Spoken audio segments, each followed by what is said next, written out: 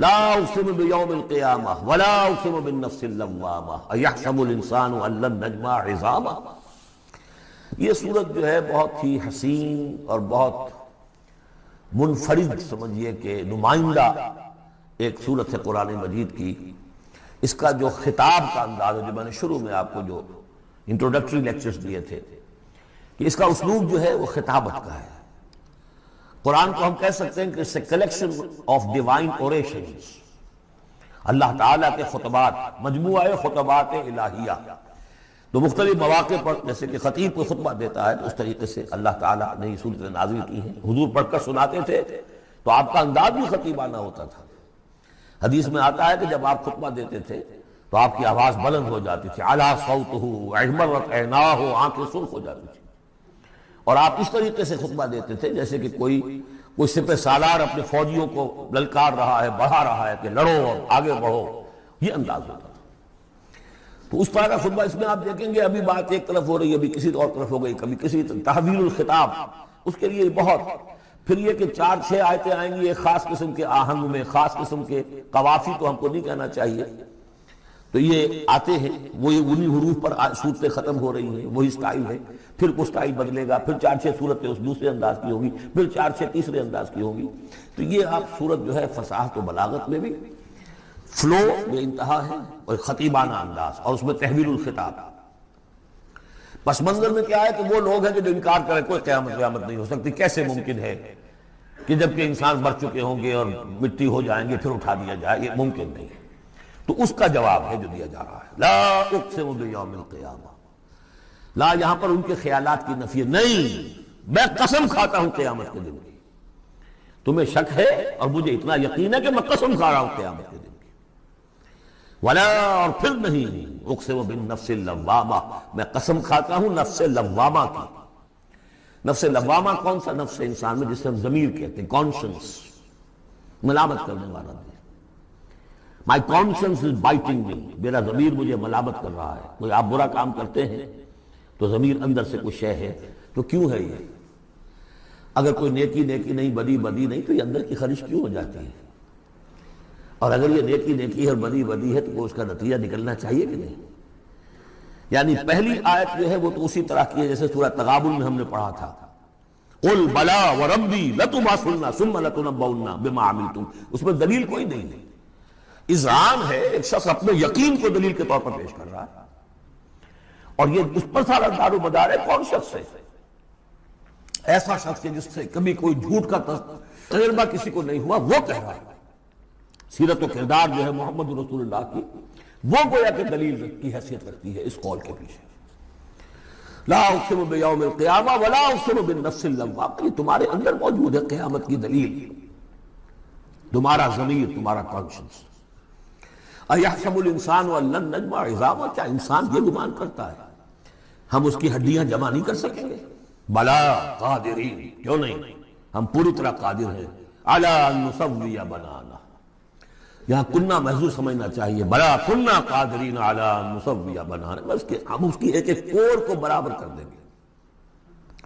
بل یرید الانسان لیفجر امامہ، اصل سبب جو ہے آخرت کے انکار کا وہ یہ ہے کہ انسان چاہتا ہے کہ فسق و فجور جس کا عادی ہو گیا اسے جاری رکھے، حرام خوری چھوڑنی نہیں، جس عیش کا خوگر ہو گیا ہوں اس کو چھوڑ نہیں سکتا، قیامت کو مانوں گا تو پھر دیکھنا پڑے گا کیا غلط ہے، کیا صحیح ہے، کیا جائز ہے، کیا ناجائز ہے۔ اس لیے جیسے کہ بلی کو دیکھ کر کبوتر آنکھ بند کر لے، اب ظاہر بات ہے کہ وہ بلی تو نہیں ختم ہو جائے گی، تو در حقیقت یہ قیامت سے آنکھیں چراتے ہیں، آنکھیں بند کر رہے ہیں، اس لیے کہ انہیں پتا ہے کہ ہم نے کیا آگے بھیجا ہے اور آگے بھی کرنے کا وہی ارادہ ہے۔ بل یرید الانسان لیفجر امامہ یسأل ایان یوم القیامہ، پوچھتا ہے بڑے استہزائی انداز میں، اچھا جی کب ہوگا یہ قیامت کا دن؟ تو جواب بھی اسی انداز میں ہے، یوم ہم علی النار یفتنون کی طرح۔ فرمایا فاذا برق البصر، جب وہ قیامت آئے گی نگاہیں چدھیا جائیں گی، خسف القمر، چاند بے نور ہو جائے گا، یا یہ کہ چاند دھس جائے گا سورج کے اندر، وجمع الشمس والقمر، اور سورج اور چاند یکجا کر دیے جائیں گے۔ یہ جو ہے کشش ثقل کا جو باہمی ثقل ہے ان کروں کا، اس کے نظام میں ذرا سی کہیں گڑبڑ ہو اور پھر تو یہ سب کے سب ایک دوسرے سے ٹکرائیں گے۔ فَإِذَا بَرِقَ الْبَصَرُ وَخَسَفَ الْقَمَرُ وَجُمِعَ الشَّمْسُ وَالْقَمَرُ يَقُولُ الْإِنسَانُ يَوْمَئِذٍ أَيْنَ الْمَفَرُّ، یہی انسان اس دن کہے گا ہے کوئی جگہ بھاگ جانے کی؟ کلا نہیں، لا والله،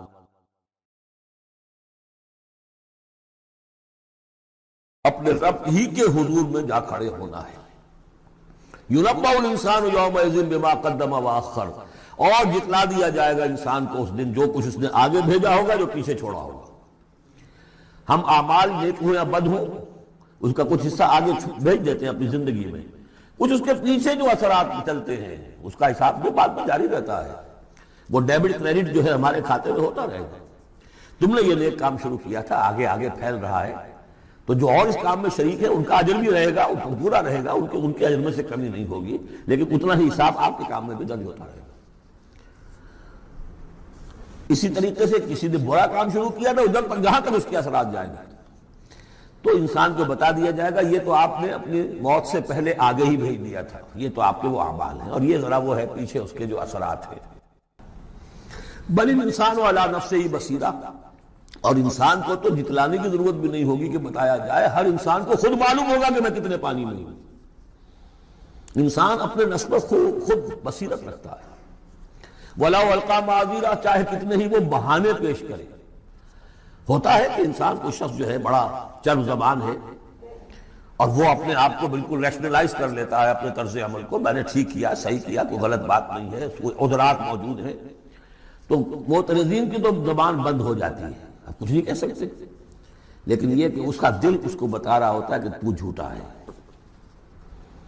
بل الانسان علی نفسہ بصیرہ ولو القیٰ معاذیرہ لا تحرک بہ لسانک لتعجل بہ، عجلت والا مضمون یہ بالکل ابتدا میں یہاں آیا تھا۔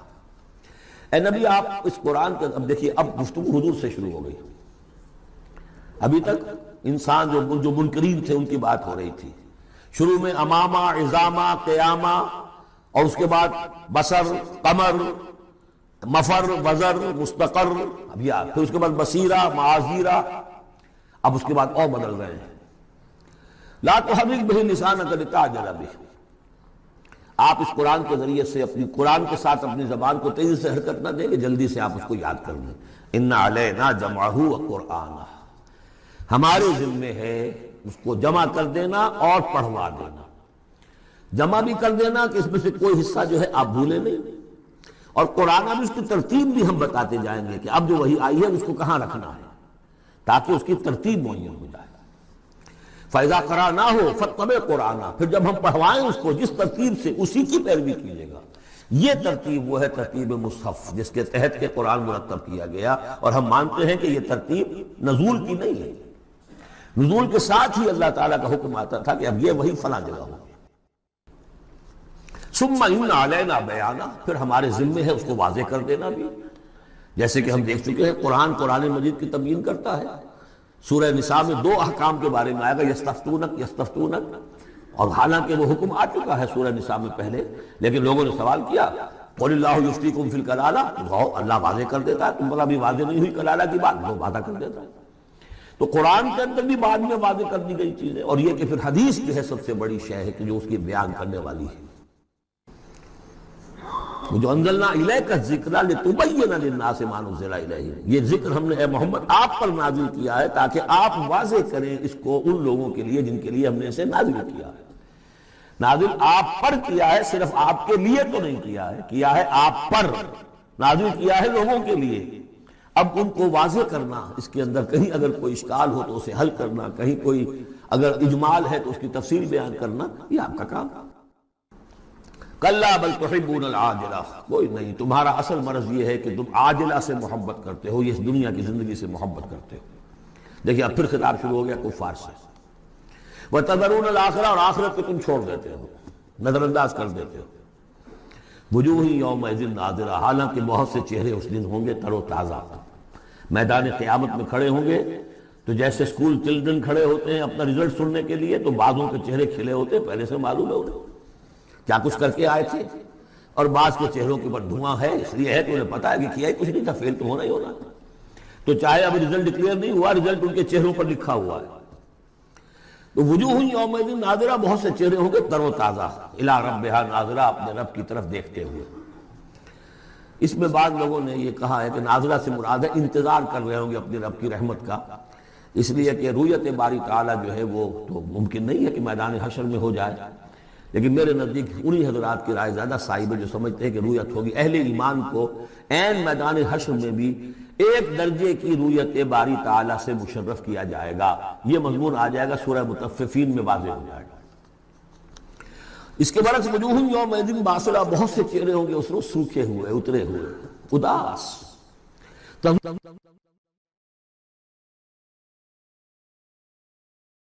کی ریڑھ کی ہڈیاں توڑ دے گا۔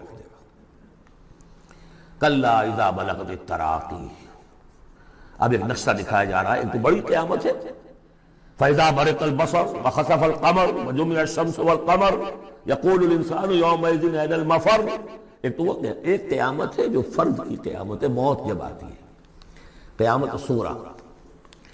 کلا اذا بلغت التراقی، جب یہ جان آ کے پھنس جاتی ہے ہنسلیوں میں، وقیل من راق، کہا جاتا ہے کوئی جھاڑ پھونک کرنے والا۔ بڑے بڑے ریشنلسٹ بھی اس مرحلے پر آ کر، بابا ڈاکٹروں نے جواب دے دیا، حکیموں نے جواب دے دیا، چلو کوئی تعویذ گنڈا کچھ ہو کہیں سے، کوئی جھاڑ پھونک کوئی تو ہو، کسی طریقے سے ہو، تو آخری درجے میں وہ بھی انسان چیخ پکار کر لیتا ہے، قیل من راق، ہے کوئی جھاڑ پھونک کرنے والا۔ وظن انہ الفراق، اور گمان ہو گیا اس کو کہ اب تو فراق ہے، جانا ہے، یہ گھر بھی چھوڑنا ہے جو بڑے چاؤ سے بنایا تھا، اور یہ آل اولاد کو بھی چھوڑ کر جانا ہے۔ والتفت الساق بالساق، اور وہ جو جان کندنی کا عالم ہوتا ہے تو پنڈلی پنڈلی سے لپٹ رہی ہے، جان نکلنی شروع ہوتی ہے جسم کے نچلے حصے سے۔ الی ربک یومئذ المساق، اس دن تو تمہیں اپنے رب ہی کی طرف دھکیلے جانا ہے۔ پھر بدل گئے قوافی، فلا صدق ولا صلی، تو نہ اس نے تصدیق کی نہ نماز پڑھی، ولیکن کذب وتولی، بلکہ جھٹلا دیا اور پیٹھ موڑ لی۔ تصویر لفظی ہے جو نقشہ اس وقت ہوتا تھا۔ ثم ذهب الی اہلہ یتمطیٰ، اور پھر چلا اپنے گھر والوں کے پاس اکڑتا ہوا جا رہا ہے۔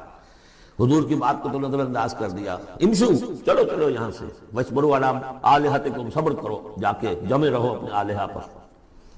ذهب الی اہلہ یتمطیٰ، اولیٰ لک فاولیٰ ثم اولیٰ لک فاولیٰ، افسوس ہے تجھ پر اور افسوس ہے تجھ پر، اور پھر افسوس ہے تجھ پر اور پھر افسوس ہے تجھ پر۔ اَيَحْسَبُ الْإِنسَانُ أَن يُتْرَكَ سُدًى، کیا انسان یہ سمجھتا ہے کہ اسے یوں ہی چھوڑ دیا جائے گا، کوئی باز پوچھ نہیں، کوئی حساب کتاب نہیں، کوئی جواب طلبی نہیں، کوئی اجر نہیں، کوئی سزا نہیں، کوئی جزا نہیں۔ أَلَمْ يَكُنْ نُطْفَةً مِّن مَّنِيٍّ يُمْنَىٰ، کیا نہیں تھا وہ ایک گندے پانی کی بوند جو ٹپکائی گئی؟ ثُمَّ كَانَ عَلَقًا، پھر وہ ایک جونک کے مانند تھا کہ جو رحم مادر کے دیوار کے ساتھ چمٹی ہوئی تھی۔ عَلَقَةً فَخَلَقَ فَسَوَّىٰ، پھر اسی کو اس نے بنایا، اسی میں نقش و نگار بنا دیے، اسی میں آنکھیں آ گئیں، اسی میں کان آ گئے، اسی میں کیا کیا بنایا۔ فی ظلمات ثلاث، تین پردوں کے اندر۔ فجعل منہ الزوجین، اسی سے بنا دیے، کسی کو نر، کسی کو مادہ، کسی کو مؤنث، کسی کو مذکر۔ الیس ذلک بقادر علی ان یحیی الموتیٰ، عقل کے اندھو یہ سوچو، وہ ہستی جو یہ سب کچھ کر رہی ہے وہ اس پر قادر نہیں ہوگی کہ مردہ کو زندہ کر دے؟ جو تمہارا مشاہدہ ہے گندے پانی کی ایک بوند سے، افلاطون بھی اسی سے آ گیا، اور بقراط بھی، اور سقراط بھی، اور ظاہر بات ہے انبیاء بھی وہیں سے آئے ہیں۔ کہاں سے آئے ہیں؟ ایک ہی استثناء ہے نا، حضرت عیسیٰ علیہ السلام کا، باقی تو سب کہاں سے آئے؟ وہیں سے آئے۔ سارے اولیاء اللہ کہاں سے آئے؟ وہیں سے آئے۔ گندے پانی کی بوند، اس سے کیا کچھ وہ بناتا ہے؟ تو تمہارا یہ خیال ہے کہ وہ مردہ کو زندہ نہیں کر سکے گا، اتنا عاجز ہو گیا۔ فَعَيِّنَا بِالْخَلْقِ الْأَوَّلِ بَلْ هُمْ مِنْ خَلْقٍ جَدِيدٍ۔ اس کے بعد جیسا کہ یہ سوال ہے، بلا کیوں نہیں؟ پروردگار یقیناً الیس ذلک بقادر بلا نشہد انک قادر علی ان تحیی الموتیٰ، ہم اس پر گواہ ہیں۔